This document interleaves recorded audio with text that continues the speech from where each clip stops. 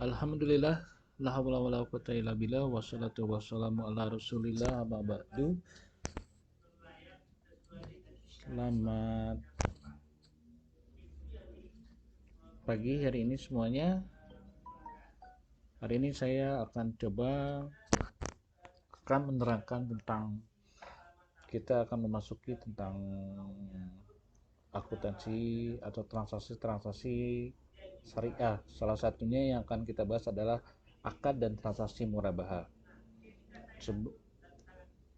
Nah, sebelum kita ketahui sebelum materi ini ada beberapa mata kuliah yang memang harus sudah dilaksanakan, yaitu contoh fikih muamalah. Di sini pun sudah menerangkan apa sih murabaha seperti itu.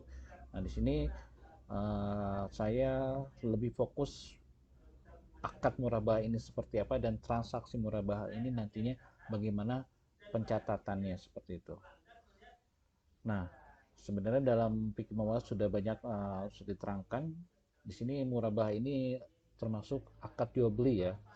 Jual beli barang yang ibaratnya harga pokoknya dan keuntungannya disebutkan. Contohnya Bapak mau menjual mobil, harga pokok mobil yang Bapak jual ini harganya 5 juta dan margin yang Bapak tawarkan untuk dijual itu sebesar 1 juta.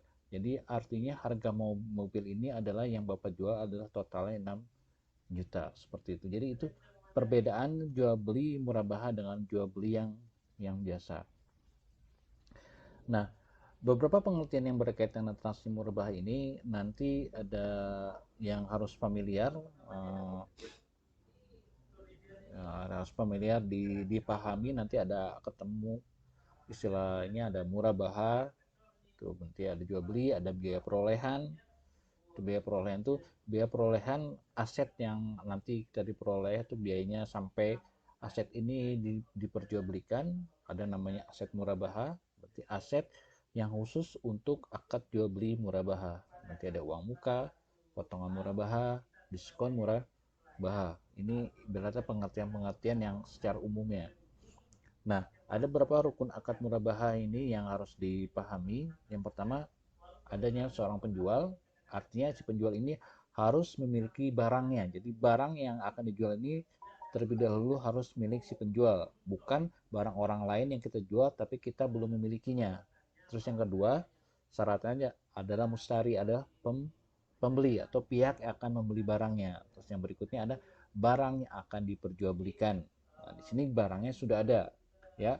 Terus ada harganya. Terus ada yang terakhir adalah ijab kabul atau pernyataan timbang terima. Di sini baratnya sudah ada terjadinya kesepakatan antara penjual dan pembeli. Nah, syarat murabahah ini yang pertama, penjual memberitahu biaya barang kepada nasabahnya. Terus setelah itu baru melakukan kontrak pertama. Nah, ini harus sah sesuai dengan rukun yang tadi ditetapkan. Nah, berikutnya kontrak ini jelas harus bebas dari unsur riba.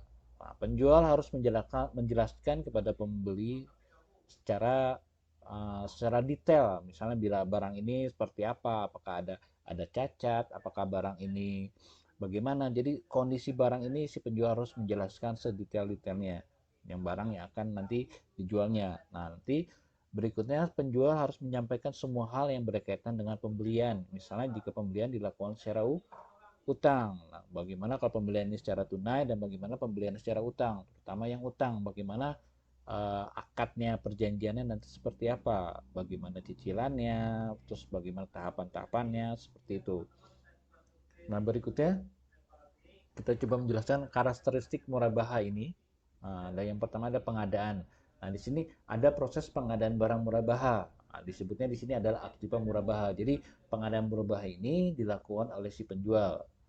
Nah, bisa saja nanti ketika si penjual ini tidak bisa membeli barang, bisa diwakilkan. Nah, yang ada pihak berikutnya. Di sini perwakilan ini disebut jika penjual hendak mewakilkan kepada nasabah atau disebutnya nanti akadnya wakalah untuk membeli barang dari pihak ketiga. Nah, akad jual beli murah barang ini bisa dilakukan setelah barang menjadi milik penjual. Nah, artinya jika si penjual ini tidak bisa membeli barang tersebut, mungkin karena spesifiknya barang tersebut memang harus orang yang bisa mengerti tentang barang tersebut bisa dia wakilkan baik kepada calon debitur ataupun ke pihak yang lain seperti itu.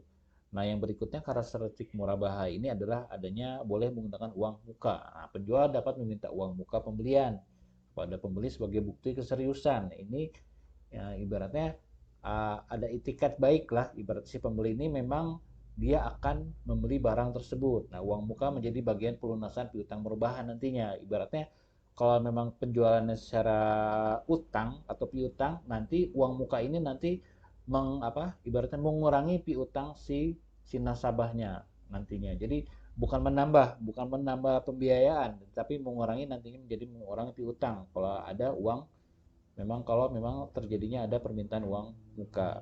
Nah, karakteristik berikutnya bisa aja adanya diskon nanti. Nah, diskon ini jika si penjual mendapat diskon sebelum akad, maka diskon tersebut menjadi hak pembeli. Jadi harganya disesuaikan dengan setelah harga diskon. Nah, tapi apabila diskon diberikan setelah akad, maka diskon yang dapat akan menjadi hak pembeli atau hak penjual sesuai dengan nanti kesepakatan mereka di awal akad. Nah, jika akad tidak mengatur, maka diskon tersebut menjadi hak penjual. Nah, ini berdasarkan PSAK, Pernyataan Standar Akuntansi Keuangan nomor tentang murabaha itu nomor 102. Pada hakikatnya diskon pembelian adalah hak pembeli, sehingga akan lebih baik jika perjanjian menyatakan diskon setiap akad murabaha menjadi hak pembeli. Nah, ada di sini diatur dalam PSAK 102. Nah, dalam nomor PSAK 102 par 11-nya, paragraf 11, diskon dalam bentuk apapun dari pemasok atas pembelian barang, diskon biaya asuransi dari perusahaan asuransi dalam pembelian barang, dan komisi dalam bentuk apapun yang diterima terkait dengan pembelian barang. Itu penjelasan dari par 11-nya PSAK 102. Nah, diskon ini setelah diberikan akad, diskon dapat menjadi hak pembeli atau penjual sesuai dengan kesepakatan nantinya. Nah, tidak diatur dalam akad. Nah, diskon menjadi hak penjual kalau memang tidak diatur dalam akad. Nah, tadi ini sama nih penjelasannya. Nah, yang berikutnya adalah yang terakhir adalah cara pembayarannya. Nah, di sini perlu juga diterangkan cara pembayarannya. Nah, karakteristik murabah ini boleh juga secara tunai ataupun secara kredit. Nah, jika dilakukannya akad murabah ini secara kredit, si pembeli melunasi tepat waktu atau lebih cepat dari periode yang telah ditetapkan. Maka penjual boleh memberikan potongan, tetapi biasanya besarnya potongan ini tidak boleh diperjanjikan dalam awal akad. Nah, jadi ketika si pembeli ingin melunasi dipercepat, nah, ibaratnya boleh mendapatkan potongan, tapi potongan ini tidak diperjanjikan dalam akad, tapi pelaksanaan boleh. Ibaratnya hanya bila memang si penjual ini atau pihak lembaga keuangan syariah ini mau memberikan potongan tersebut. Nah, ibaratnya di sini si pembeli tidak boleh memaksakan untuk menerima potongan karena dia melunasi di awal seperti itu. Nah, berikutnya apabila pembeli tidak dapat membayar utangnya sesuai dengan waktu yang ditetapkan, pembeli tidak boleh didenda. Nah, ini aturannya memang seperti itu. Jadi dalam dalam desain fatwa MUI-nya pun tentang akad murabaha, memang pembeli tidak boleh didenda atas keterlambatan kecuali pembeli tersebut tidak membayar karena kelalaian. Ibaratnya sebenarnya mereka punya uang, cuman dia tidak mau membayar. Nah, di sini dituntut ibaratnya analisis seorang krediturnya dari lembaga LKS untuk bisa mengetahui apakah memang ini kelalaian atau memang karena ada satu hal, contohnya karena ada musibah atau hal-hal yang di luar kemampuan si pembeli tersebut. Nah, itu tidak boleh dilakukan denda kecuali mereka memang si pembeli atau si debitur ini memang melakukan kelalaian seperti itu. Nah, ini di sini juga dibahas dalam berikutnya tentang kesulitan uang.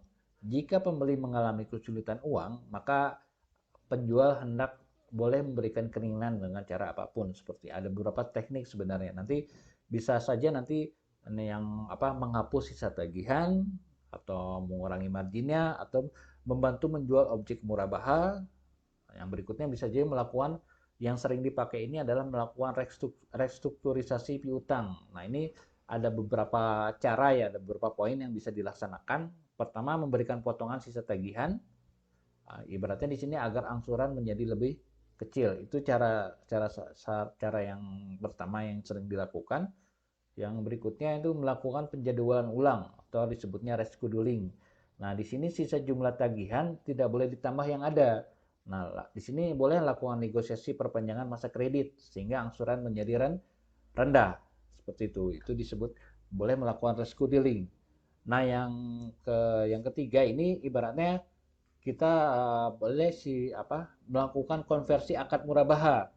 Ibaratnya dikonversikan. Caranya dengan menjual objek murabaha kepada penjual sesuai dengan nilai pasar. Nah, kemudian dari uang yang ada digunakan untuk melunasi sisa tagihan.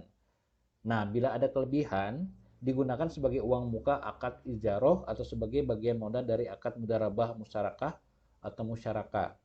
Nah, sebaliknya, kekurangannya tetap menjadi utang pembeli yang cara pembayarannya disepakati bersama. Itu jadi sampai di sini ibaratnya bila terjadi permasalahan tentang keuangan, ada setidaknya ada solusinya seperti itu. Nah, berikutnya kontrak perjanjian. Sebaiknya penjualan tidak tunai atau tangguh dibuatkan kontrak perjanjian secara tertulis dan dihadiri saksi-saksi. Kontrak memuat antara lain besarnya utang pembeli, jangka waktu akad, besarnya angsuran setiap periode, jaminan, kalau memang dibutuhkan suatu jaminan, siapa yang berhak atas diskon pembelian, setelah akad dan lain sebagainya. Nah, untuk menghindari risiko, penjual dapat meminta jaminan. Nah, di sini memang kalau dilihat di sini adanya risiko, boleh si penjual meminta suatu jaminan seperti itu. Nah, ini dasar syariahnya dalam Al-Quran sudah dasar-dasarnya, dan dasar syariah dalam sunnahnya memang sudah ada. Memang akad ini ketika zaman Rasulullah pun telah sampai ini sudah ada dasar-dasarnya seperti itu, tinggal dibaca. Nah, di sini saya akan coba menjelaskan alur akad murabaha. Nah, ini secara sederhana alur akad murabaha ini adanya yang pertama terjadinya pertemuan antara